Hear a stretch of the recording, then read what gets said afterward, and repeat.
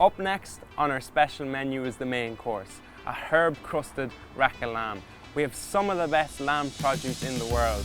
I'm going to show you with a few simple steps how to create a restaurant quality, elegant dish within 20 minutes.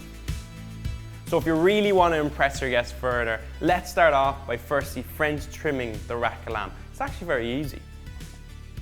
Firstly onto the board, I'm removing any meat that's on the bones, and then when you get down far enough you can start to scrape with the tip of your knife.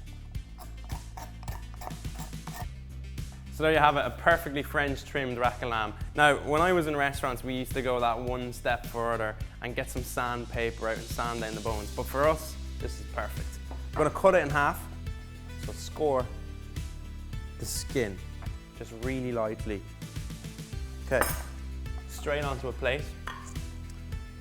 And now we're going to season it. So lots of sea salt on here. Now, oil on. If you do not hear any sizzle at all, make sure that lamb does not go near that pan. Perfect.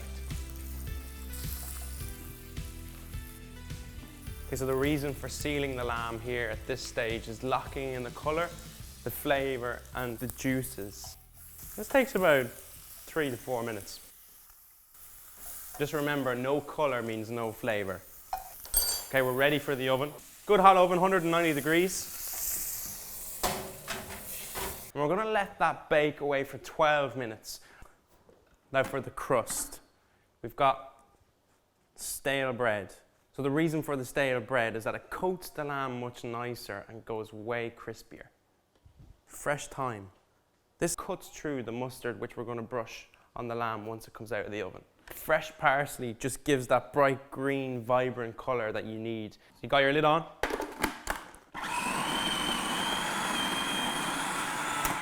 Okay. Fresh, vibrant green, really, really good. Check on the lamb. Be careful, it's really, really hot. Have a little press. To me, that's perfectly medium. As you can see, it's kind of spongy.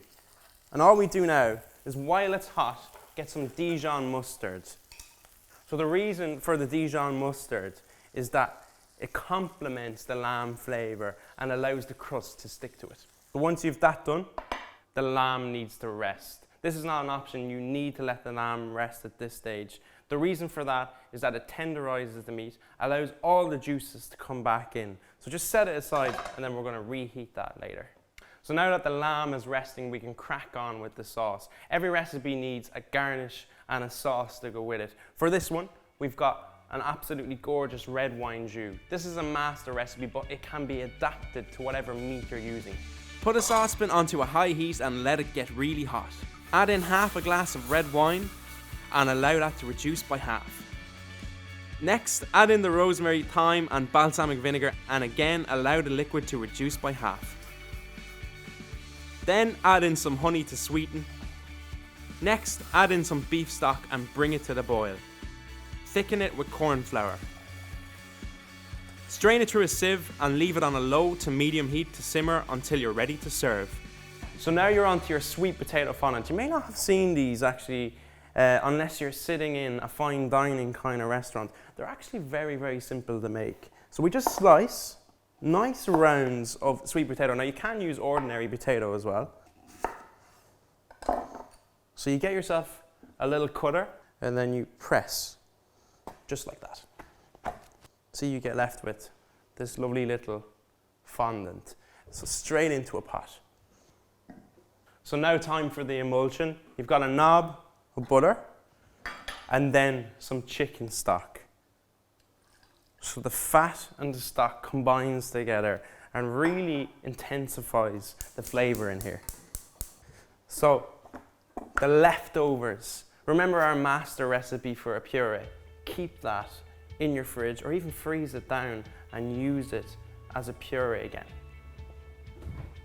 So while your fondants are cooking, you can be crusting your lamb. So it's rested nicely.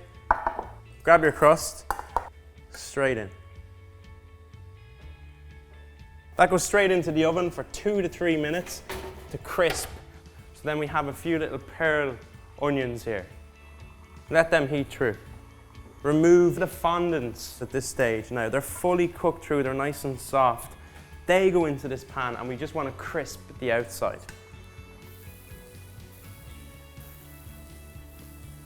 Okay, they're ready to go. Now, straight onto a plate, some sweet potato puree, a little gem, lettuce, which we've just sauteed in some butter and oil.